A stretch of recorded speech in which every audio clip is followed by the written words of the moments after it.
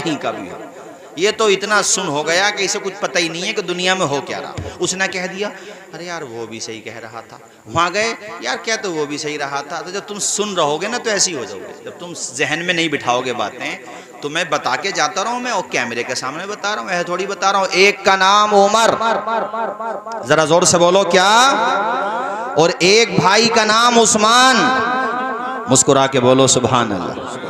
एक भाई का नाम जाफर, एक भाई का नाम अब्दुल्ला, एक का नाम उबैदुल्ला। और सुनो मेरे भाइयों, उस्मान भी शहीद हुए, अब्दुल्ला भी शहीद हुए, जाफर भी शहीद हुए और उमर भी शहीद हुए।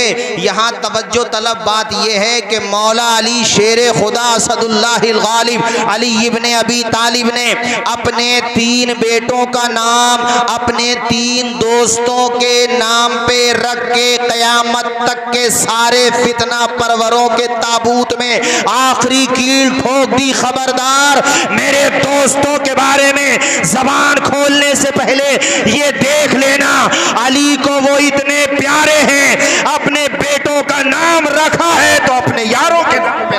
सुभान अल्लाह। नारे तकबीर, नारे रिसालत, नारे हैदरी, मसलके आला हजरत फैजाने गौसे आजम मौलाना तौसीफ रज़ा मिसबाही। सुभान अल्लाह।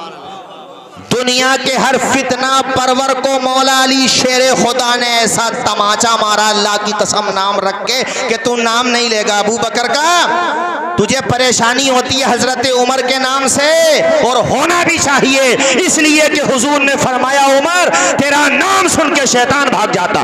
सुभान अल्लाह। चेहरा देख के शैतान भाग जाता। हुजूर ने फरमाया चेहरा देख के, मगर हुजूर की हदीस का असर यह है कि नाम सुन के भाग जाता है।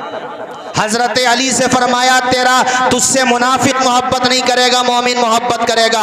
हजरत उमर से फरमाया शैतान तेरा चेहरा देख के भाग जाता है। उस्मान गनी के बारे में आया कि ये हया के पैकर हैं, इनसे आसमान के फरिश्ते भी हया करते हैं। हजरत अबू बकर सिद्दीक के बारे में आया कि मैं अल्लाह के अलावा अगर किसी को अपना खलील बनाता तो अबू बकर को बनाता। सुभान अल्लाह। तो अब पता ये चला, तवज्जो से सुनो, जब तुमने माहौल बनाई दिया तो जरा 4-5 जुमले सुन लो भाई। जरा झूठों को, तवज्जो से सुनो जरा, झूठों को सिद्दीक अकबर समझ में आ ही नहीं सकते। नहीं आई बात समझ में? झूठों को सिद्दीक अकबर समझ में, सच्चों को समझ में आएगा सिद्दीक, झूठों को नहीं आएगा। शयातीन को, चूंकि हुजूर ने फरमाया उमर तुझे देख के शैतान भाग जाता है, और अगर कोई हवाले की बात करे, हुजूर ने 1 से ज्यादा मौके पर फरमाया हसन सही दर्जे की रिवायत है साहब, ये ज़ईफ या कमजोर रिवायत नहीं है। हुजूर ने फरमाया उमर तुझे देख के शैतान भाग जाता है, तो शयातीन को या शयातीन के पैरोकारों को उमर समझ में नहीं आएगा, बेहयाओं को उस्मान समझ में नहीं आएगा, और मुनाफिकों को अली समझ में नहीं आएगा। सुभान अल्लाह। बेशक बेशक। अल्लाह।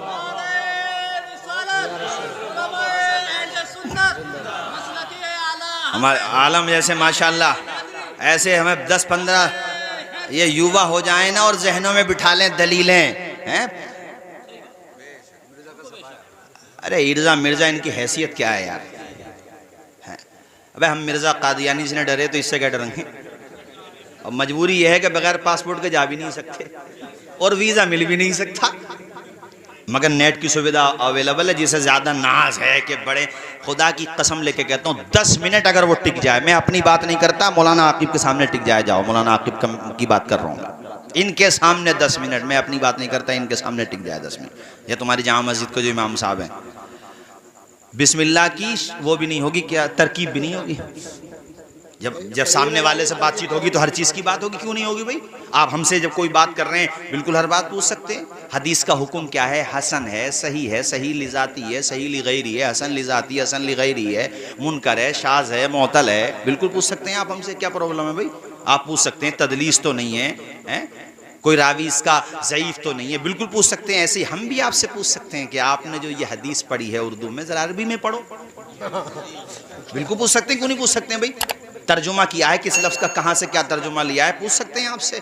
और आपसे हम उसकी तरकीब भी करा सकते हैं, जब कब बिल्कुल कराएंगे, क्यों नहीं कराएंगे भाई। आपने कहाँ से तर्जुमा लिया और तर्जुमा सही हुआ है कि गलत हुआ है, हमें क्या पता। ऐसे तर्जुमा अगर हर आदमी करने का इख्तियार हो तो करो, वो मकर अल्लाह का तर्जुमा, वल्लाहु खैरुल माकिरीन का तर्जुमा करो डिक्शनरी देख करके। बाद लोगों को तर्जुमा करने का भी बड़ा वो गूगल पे सर्च कर लेते हैं ना, तर्जुमा करो फिर यदुल्लाह का तर्जुमा करो, लफ्जी तर्जुमा यदुल्लाह का करो, यदुल्लाहि फौका अयदीहिम करो, इसका तर्जुमा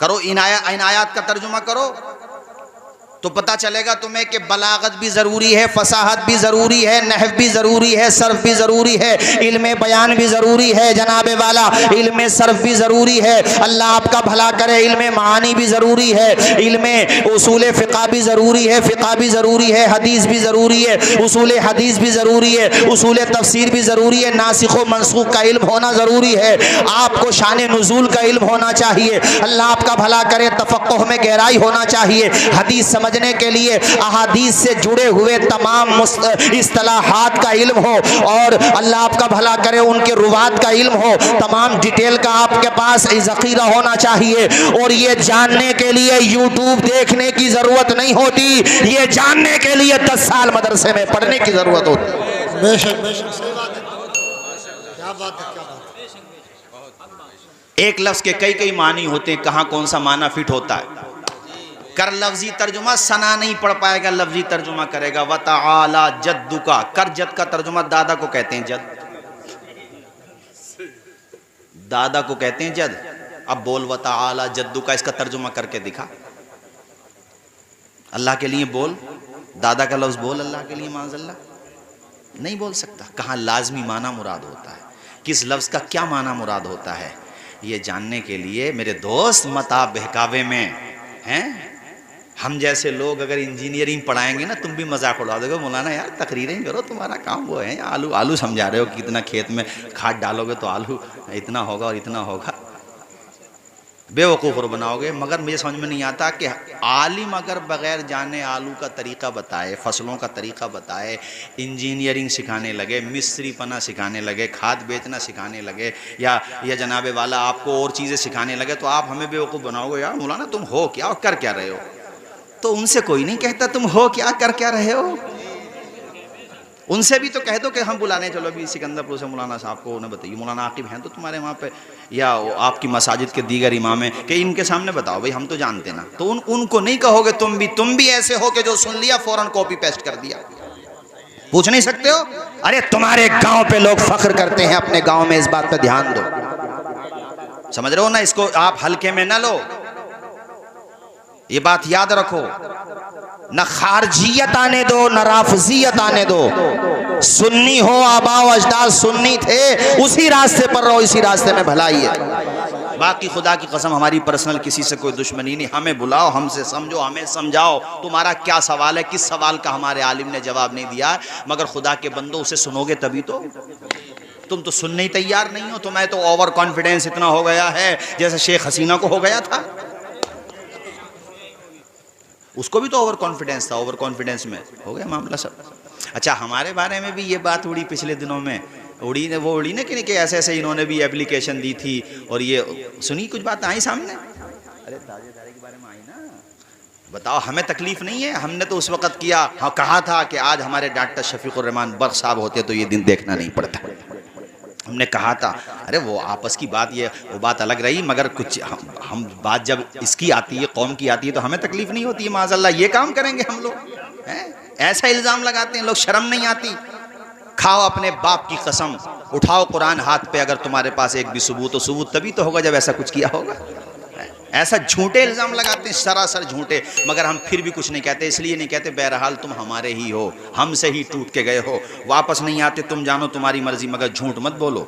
बगैर सबूत के तुम ऐसे इल्ज़ाम लगाते हो, शर्म नहीं आती, और हमारे बारे में ऐसी झूठी झूठी बातें करते रहते हैं। करो, हमारे बारे में कोई परेशानी नहीं है, मगर ये बात याद रखो, अपने अकीदे ख़राब मत करो खुदा के लिए। चलो कोई बात नहीं, किसी से कोई समझ में कोई इसमें कोई परेशानी नहीं है, लेकिन अकीदे अपने सही रखो। हज़रत अबू बकर सिद्दीक़ रज़ी अल्लाह ताला अन्हो पर बाग़े फ़दक को लेकर के बदतमीज़ी करने वालों, बेगैरत हो, अगर मौला अली शेर खुदा के दिल में उनकी तरफ से कपट होती, हसद होती, माज़अल्लाह कीना होता माज़अल्लाह, या उन्होंने कुछ ऐसा किया होता, क़यामत तक भी नाम नहीं रखा जाता उनके घर में अबू बकर का। सही बात। भाई शाहिद भाई बताओ लॉजिकल बात, उनके घर में नाम क्यों रखा गया?